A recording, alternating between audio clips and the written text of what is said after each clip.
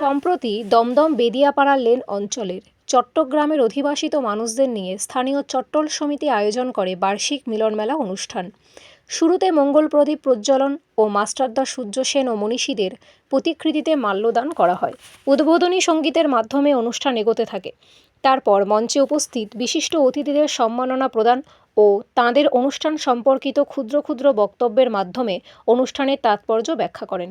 স্থানীয় কাউন্সিলর মৃন্ময় দাস বরাবর এই অনুষ্ঠানের সঙ্গে থাকার কথা বলেন ও দমদমের কোনো এক বিশেষ স্থানে মাস্টারদা সূর্য সেনের প্রতিমূর্তি স্থাপনের আশ্বাস প্রদান করেন। কেন্দ্রীয় কমিটি চট্টগ্রাম পরিষদের পক্ষে সহ সম্পাদক প্রদীপ দত্ত ও সাংস্কৃতিক সম্পাদক প্রদীপ কুমার সেন ও সদস্য তরুণ বিশ্বাস উপস্থিত ছিলেন। সাংস্কৃতিক সম্পাদক প্রদীপ কুমার সেন তাঁর বক্তব্যে চট্টগ্রাম পরিষদের দীর্ঘ সময়ের ইতিহাস ও পরিষদের সারা বছরের কর্মকাণ্ডের ব্যাখ্যা সংক্ষিপ্তভাবে বর্ণন করেন। চট্টল সমিতির পক্ষে সভাপতি মৃদুল কান্তি বড়ুয়া, সম্পাদক প্রদীপ দাস, সাংস্কৃতিক সম্পাদক উৎপল বিকাশ বড়ুয়া তাঁদের ও অন্যান্য সদস্যদের মাধ্যমে সুন্দর মনোমুগ্ধকর অনুষ্ঠান পরিবেশন করেন। কোষাধ্যক্ষ আশিস কুমার দাস সারা বছরের আয় ব্যয় হিসাব পেশ করেন। সমিতির সকল সদস্যদের আন্তরিক আহ্বান ও আপ্যায়ন এই দিনের অনুষ্ঠানে অন্যমাত্রা যোগ করে। ক্যামেরায় তরুণ বিশ্বাসের সঙ্গে প্রদীপ কুমার সেনের এক প্রতিবেদন। এই ধরনের আরও অনেক সামাজিক চিত্রধারণ দেখার জন্য YouTube channel @TheHindu18 subscribe, like, comment, share করে পাশে থাকবেন। ওই চাদরটা বিছাতে হয়, একদম শেষমেশ পর্যন্ত চাদরটাও উঠাতে হয়। এই হচ্ছে সঞ্চালকের কাজ। বুদ্ধ জয়ন্তী 2024 অনুষ্ঠান বাবদ আদায় 25,000, অর্থাৎ আয় 16,500 টাকা। পুস্তক বিদ্যাল সহসভাপতি চট্টল সমিতি, তোমরা সচেতন পারেনি এটা বলো তো। যাই হোক, এখন কথা হচ্ছে যে আমরা যে জায়গাটায় বিচরণ করেছি, আমি কিছুক্ষণ আগে ঘোষণা করেছিলাম চট্টল সমিতি অঙ্কিতা গ্রহ। আমরা এখন শুভশ্রী শ্যামল ওকে দিচ্ছে আমাদের সভাপতি মহোদয়, বধুরা অর্পণ করবেন। আমরা চাই এই ছেলে মেয়েদের আশীর্বাদ করা হোক, তাদের ভবিষ্যৎ জীবন যাতে উজ্জ্বল সুন্দর হয়, আনন্দময় হয়, সেটা আমরা কামনা করব। সেকেন্ড হচ্ছে ঠিক আছে, রাহুল গুহ, কেন্দ্রীয় কমিটির যিনি প্রদীপ সেন, আজকে বইটি নিয়েছে। সকল বলবো আজকে দুপুরে রাহারিয়ে না করা এবং সবাইকে আজকের এই অনুষ্ঠান এখানে শেষ করছি, সবাইকে বিতরণ করব। আমি নামগুলো ঘোষণা করছি। আমাদের চট্টল সমিতির যারা কেন্দ্রীয় সংগঠনের যারা দায়িত্বে আছেন, যারা আসছেন, তারাও এখানে প্রেজেন্ট আছেন। গত 12ই জানুয়ারি দিনে যে মহৎ অনুষ্ঠান করেছেন সেটা আমি চাঁদপুরে দেখেছি এবং তার জন্য একটা করতে। আচ্ছা, তারপর আমি ওনাকে আর একটা অনুরোধ করবো বীরেন্দ্রবাবুকে।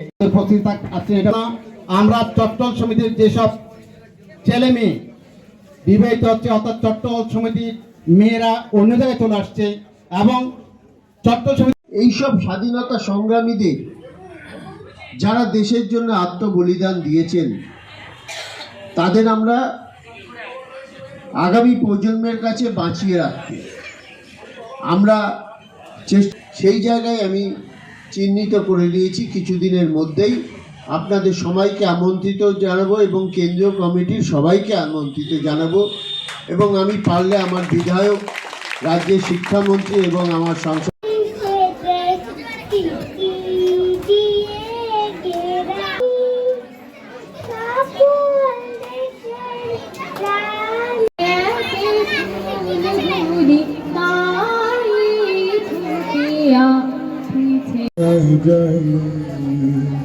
গুনে গুনে দিন খান চঞ্চল করি মন, বলো না যাই কি নাই যাই রে সংশয়।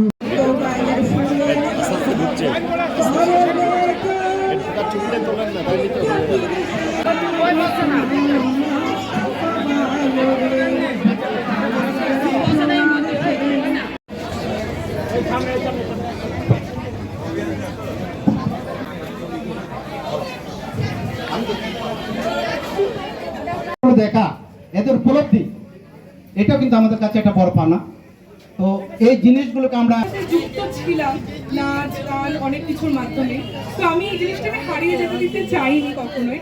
আর বিয়ে এবারে করব। Very good. খুব ভালো লাগছে। ওকে দাও একটু মিনিট বলো কেমন লাগছে সেটা জানবো। ধন্যবাদ আজকের উপস্থাপককে। আরও ধন্যবাদ জানাচ্ছি চট্টগ্রাম পরিষদ দমদম আন্তঃবিভাগ কর্তৃক আয়োজিত এই বাৎসরিক এই অনুষ্ঠানে। তোর কত বড় হইয়া যাই তুই আরঙ্গে এই হতা হবে। আবার মাঝে মাঝে খুব ইয়ে না হইলে ব্যাপার সিরিয়াল ইংরে যাই হইলের উপরে গান গাইতাম ফাইতি তোমারে